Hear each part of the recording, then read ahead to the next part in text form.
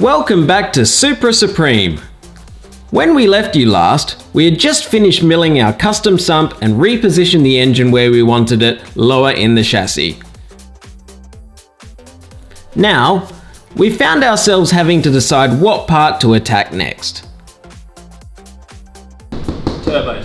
No. Turbos. No, we've had this conversation. We're not doing turbos yet. Where do we have this conversation? We are ready. Look, there's heaps of room there. The engine's in the right spot. The engine's in the right spot. No. It's in the right spot. We've already done the mock-up mounts. It's time for turbos. Until we get these right, it's not They're right. I told you they're right. I'm telling you they're right. We're doing it.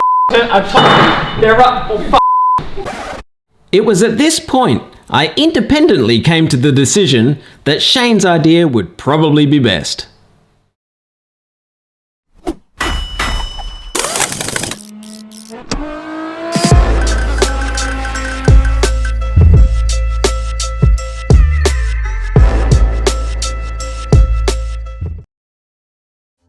So what we do know is that this flange here and this flange here are exactly what we want. That is what goes onto the Supra engine mount, and that's what goes onto the V12 block, and those two things are not changing, it's just the orientation of them.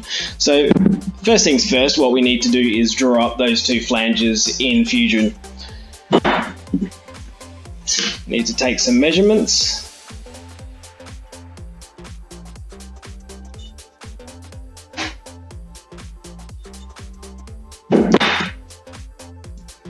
Alright, and there it is. I've drawn those two flanges up exactly as they are and modified them a little bit to suit how this is going to be.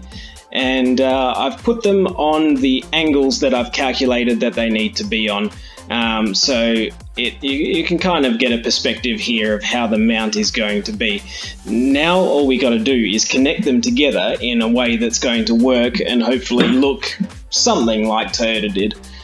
So first thing is we're going to extrude these flanges out. We're going to turn them into solid objects. Alright, there we go. We've got the two flanges extruded roughly how I think we need them. Let's start connecting it together.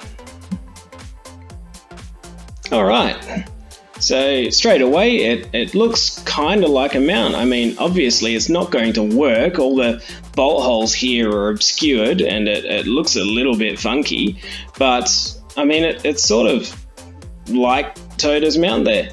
So we'll start sort of modifying and molding this a bit to give room to the bolt holes and make it so we can actually get bolts into this thing.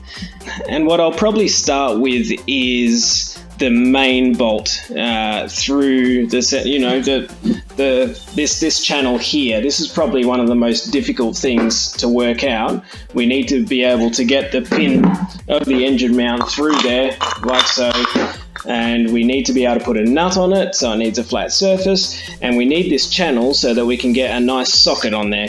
But because the mount is going to be kind of different to this one, this whole channel is going to be in quite a different spot. Alright, there we go. I've created the channel, rounded the edges a little bit. It's looking alright. Now the next thing I want to do is address this last bolt hole under here. See, the original mount, it didn't really have any problem. All the bolt holes are easily accessible, so the design is straightforward. But this mount, being shifted like it is, one of those bolt holes is really badly obscured by the mount material itself. So we need to sort of dig in there to allow at least a stud and a nut to sort of attach on there. So we'll just chew some out and sort of see how it turns out. Alright, there we go. Got our little sort of alcove in there. There should be enough room to put a nut and get a ring spanner onto it. And I mean, this is not a nut that we're going to have to get to very often. So if it's a little bit difficult, I'm okay with that. Essentially, once these mount brackets are bolted to the block, they'll probably never ever be unbolted again, or at least very rarely. So I'm cool with this. Now we're going to start putting some holes in this flange for the stud to go through. See how that looks.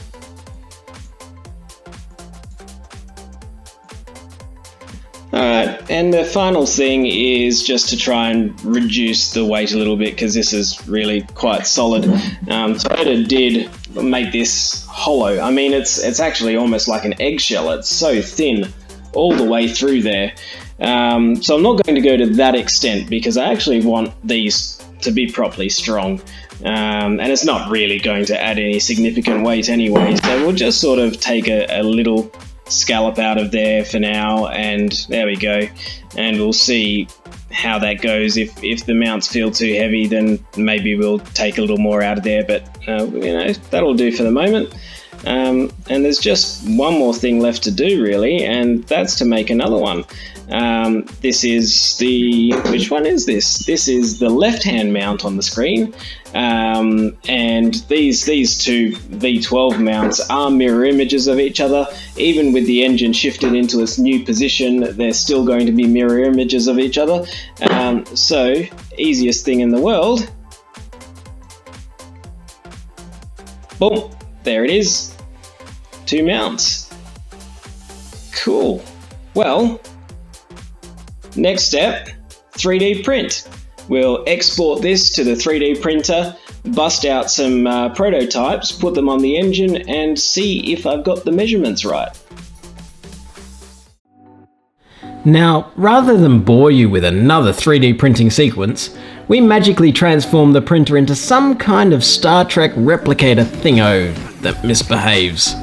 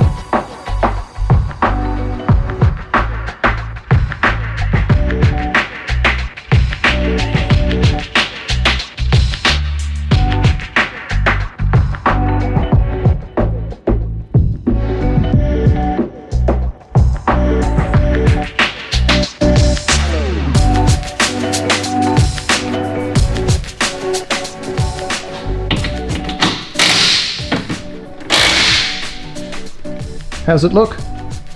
It's looking pretty good, Shane. I mean, there's no cracking noises from the plastic, so that means we're not loading the mounts too much. And to be honest, when the frame went up, they just sort of clicked into position, like there wasn't any forcing or wiggling or anything like that. They just went clink, like actually really satisfying noise. So yeah, we've got clearance. The important thing is that the sump's not touching the frame there or there. That's a win. Like, they're perfect. The design's spot on. Excellent. All right, let's make the real ones. Hells yes.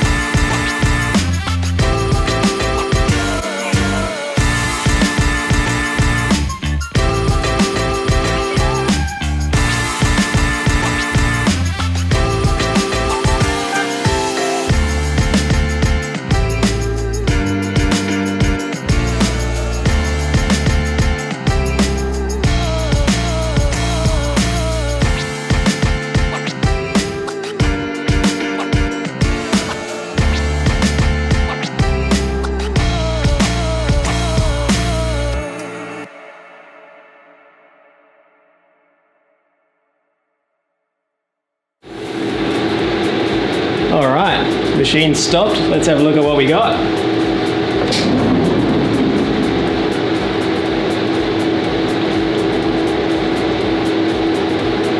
Mint. That's actually better than I thought it would be. A couple of things to tidy up still, but I'm gonna go and show Shane. Oh yeah. Hey, what you doing? Hey, I'll wait for you. Oh, well, you got your wish. Mounts. Mounts. How mint are they? Oh wow, they look really good. And you know what? They're not that heavy either. You remember how heavy those billets were, right? There was so much in those. Yeah. And these don't feel much heavier than the original mounts, right? So I'm really happy with how they turned out. It's actually way prettier than I was expecting. They really are. These look really good. They almost look too good to put on a car. But we've just got a little bit more to do to them though. We've still got to drill these holes in the end for the mount pin to go through, but once we've done that, we're actually going to do another live stream of fitting them up to the car, and we're going to answer some more questions like we did in the last one. So tune into that and we'll catch you then.